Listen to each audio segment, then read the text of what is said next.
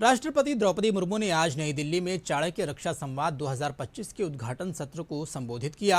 उन्होंने कहा कि वैश्विक भू राजनीतिक माहौल बेहद चुनौतीपूर्ण है। राष्ट्रपति ने सेना द्वारा मानव संसाधन और युवा शक्ति में निवेश की सराहना की।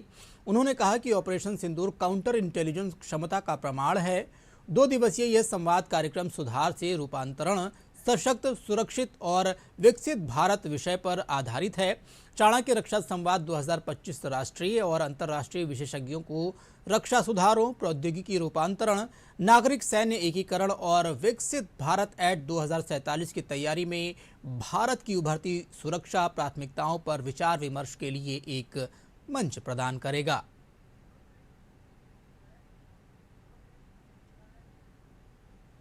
दिवसीय चाणक्य डिफेंस डायलॉग 2025 के उद्घाटन सत्र को संबोधित किया। इस अवसर पर उन्होंने कहा कि ऑपरेशन सिंदूर की सफलता देश की काउंटर इंटेलिजेंस क्षमता हमारी सुरक्षा एजेंसियों की दक्षता का प्रमाण है।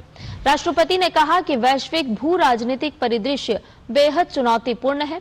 ऐसे समय में भारत की कूटनीति, अर्थव्यवस्था और सेना तीनों ने स्वयं को अत्यंत प्रभावी रूप से अभिव्यक्त किया है और दुनिया में भारत की स्थिति मजबूत हुई है।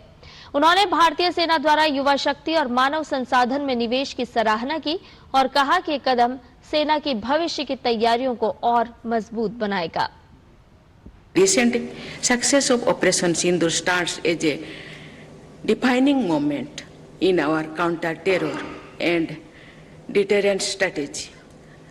The world took note not only of India's military capability but of India's moral clarity to act firmly yet responsibly in the pursuit of peace. The Army is investing in youth and human capital.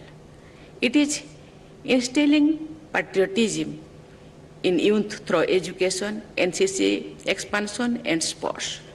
The expansion of the contribution of young women officers and soldiers, both in role and character, would promote the spirit of inclusion.